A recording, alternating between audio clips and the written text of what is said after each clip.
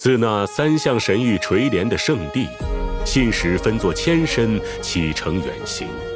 雅努萨波利斯的圣女提里西庇俄斯窃夺门境火种的黄金翼，要为众生奔走，令救世的讯息晓谕大地。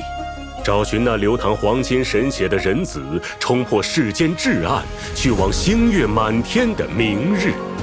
本期的走进星穹，就让我们走进那传递预言的信使，命运的三子提宝。今天我们非常有幸邀请到了黄金翼的领袖阿格莱亚女士做客本期节目。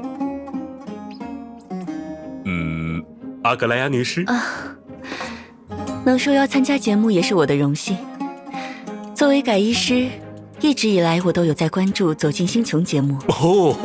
通过《走进星穹》来了解学习宇宙各地的服饰风格，阿格莱亚女士在百忙之中还保持着这份不断打磨技艺的习惯，真的让人敬佩啊！不是，您言过了，我只是……您谦虚了。事不宜迟，就让我们开始今天的节目吧。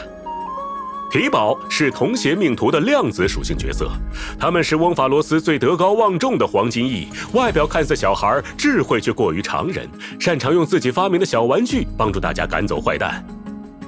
50年幼时没有什么朋友，为了排解孤独，便创造出各种各样的小玩意儿，其中也包括了这个火筒。不过，好孩子可千万不要模仿。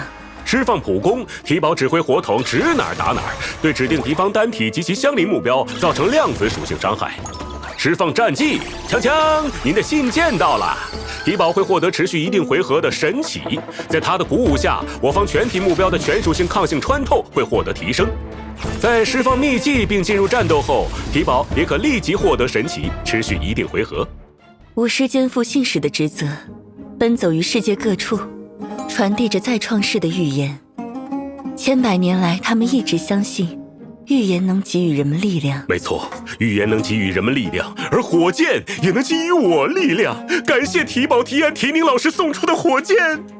释放终结技，提宝会开启结界，并对敌方全体造成量子属性伤害。结界持续期间，敌方目标受到的伤害提高。且在我方目标攻击后，没有一个敌方目标受到攻击，提宝都会对被攻击的目标中生命值最高的目标造成一次等同于提宝生命上限一定比例的附加伤害。而在我方队友释放终结技后，提宝会发动追加攻击，基于提宝的生命值上限，对敌方全体造成量子属性伤害。话说，有这么皮的老师，您的学生生涯应该挺惊心动魄的吧？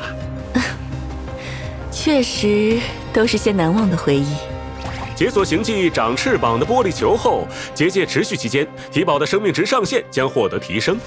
也就是说，在此期间，提宝造成的附加伤害以及天赋的追加攻击的伤害，都会随提宝生命值上限的提升而提升。除此之外，解锁行技城墙外的羊羔，提宝释放天赋的追加攻击后，其造成的伤害还将额外提高，持续一定回合。好，总结一下。提宝老师擅长辅助队友处理存在强敌的群敌环伺的战场环境。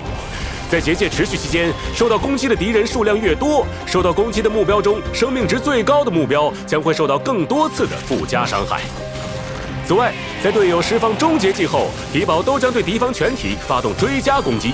因此，搭配擅长群体攻击或高频攻击的队友，在结界持续期间，尽可能多的触发提宝的附加伤害，可让我方队伍的队群及对单的伤害收益最大化。他们用预言开启了烛火之旅，在那之后的千百年间，又于世间奔走，将黄金翼们集结为同盟。而今，他们也将为吾等指引通往下一场胜利的道路。没错，就让我们来看看提宝老师将如何为我们带来这一场胜利吧。只见提宝先释放了秘技，随后进入战斗。得益于秘技的效果，近战时提宝便已获得了神奇。他和黑塔的全属性抗性穿透都获得了提升。黑塔给了敌人当头一锤，但这雨露均沾的一击未能对敌方的头造成足够的威胁。好在提宝老师出手了，在普攻之后能量回满，他释放了终结技，展开了结界。在结界内，敌人将受到更高的伤害，且我方击中的敌人数量越多，被击中的敌人中生命值最高的目标受到的附加伤害次数也就越多。于是，提宝老师以及同样擅长对群作战的黑塔都拥有了更高的对单输出能力。黑塔继续发起进攻，而他的终结技也触发了提宝老师的追加攻击。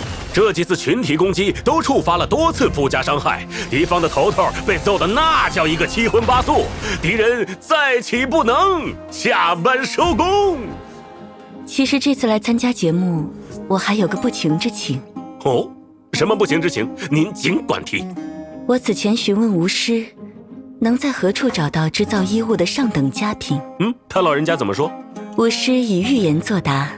至高的丝线藏在那数十万人欢笑的会堂，我想预言所指，正是基米先生。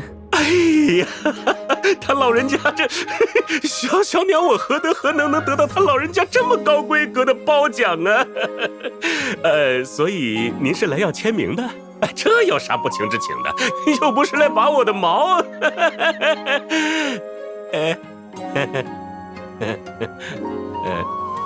不是拔我的毛，对吧？